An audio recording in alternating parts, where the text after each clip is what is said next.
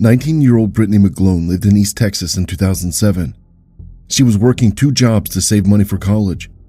Brittany planned to attend Baylor University and study nursing. One of her jobs was working at the Lowe's distribution center in Mount Vernon. On the morning of May 4, 2007, she finished her overnight shift and drove to her boyfriend's house in Winsboro, Texas to sleep. Her boyfriend, Jeff Stogner, and his family, who also lived there, was not home at the time because they gave someone a ride to the airport. Brittany's mother called her a few times that day, but no response.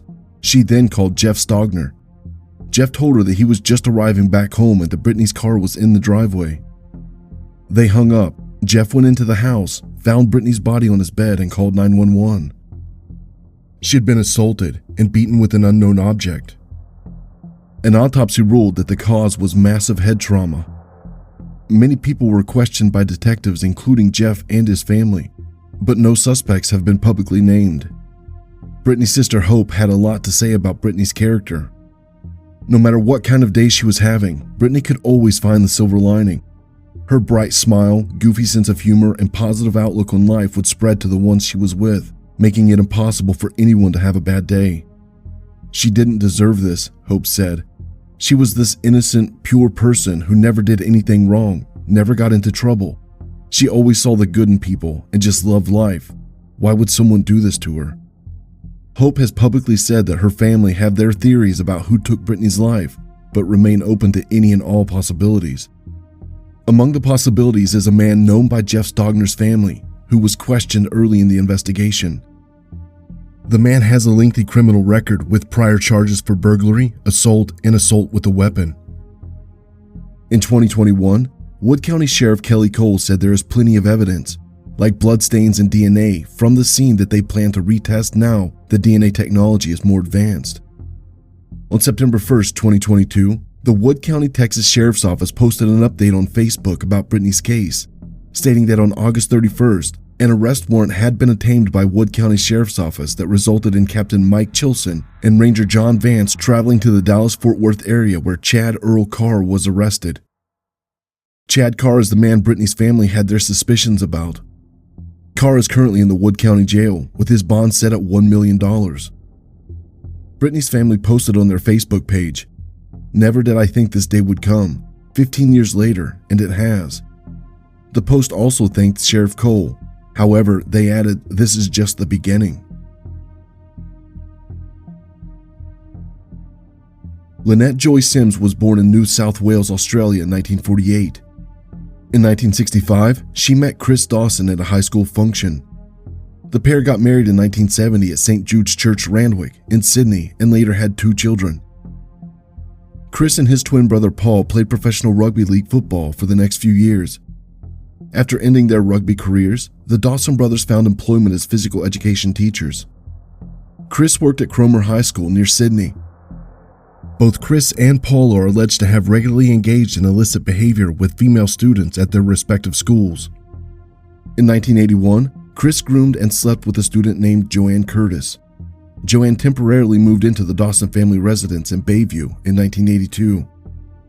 Chris told Lynette about Joanne's problems at her home with her family as a reason as to why she had to stay at their house.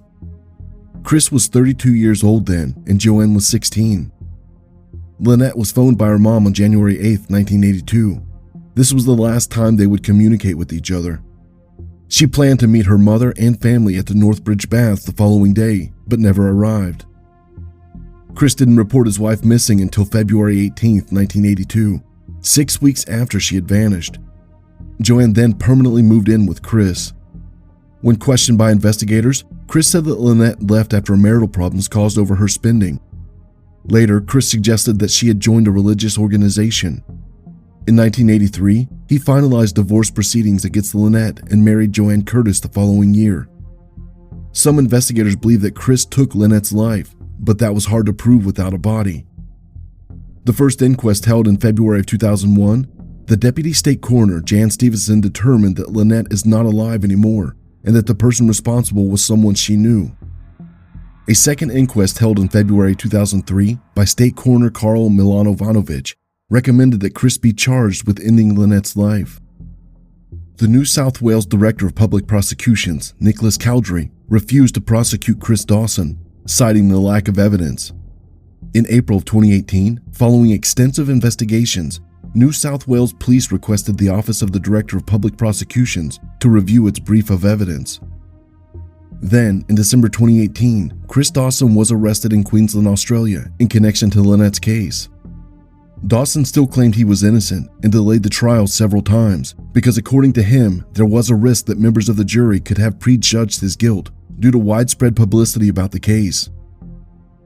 In May of 2022, Justice Robert Beach Jones granted Dawson's application for a judge-alone trial after he argued the extensive pretrial publicity meant a jury was unsuitable in his case.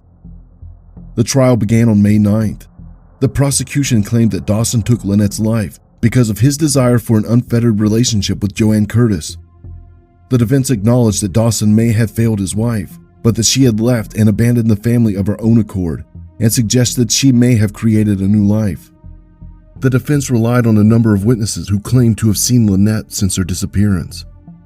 On August 30th, 2022, Justice Harrison found 74-year-old Chris Dawson guilty, and he delivered his reasons as well. He found Dawson had lied on a number of occasions, including about his relationship with Joanne, about his desire to resume a relationship with his wife, and about receiving phone calls from Lynette after she disappeared. Justice Harris rejected the alleged sightings of Lynette as wholly unreliable and found there was a most compelling body of evidence to reject the hypothesis that Lynette Dawson abandoned her family. He was satisfied beyond reasonable doubt that Lynette Dawson is not alive anymore as a result of a conscious and voluntary act by Chris Dawson. A woman's body was found on May 4, 2006, near a truck stop in Mount Airy, Maryland. She was quickly identified as 24-year-old Dusty Shuck. Dusty was born and raised in Tucson, Arizona. She had a 4-year-old son at the time. Officials say that she had been beaten and stabbed numerous times. The person who took her life left behind his DNA. Recently, investigators partnered with a California-based forensic genetic genealogy company called Identifiers to use that DNA collected back in 2006 to identify the culprit. In August of 2022, he was identified as Gary Dean Artman. If this asshole's name or face rings a bell, it's because I talked about him in a recent video, since he's responsible for taking the life of Sharon Hammock as well. He was arrested in Mississippi on August 16, 2022. Artman is a truck driver who currently lives in Florida. Dusty's mother Lori said that she is relieved that someone has been arrested, especially after nearly 2 decades. He's off the streets and he can't hurt anybody else. It doesn't bring back Dusty, but giving her justice, that's all this family needs. The mother has a message for people whose cases are unsolved. I'd say don't give up hope. Pray every day for justice. Whether it's spiritual or physical, it will happen. Dusty's son is now 20 years old with a child of his own. She would have been a grandmother.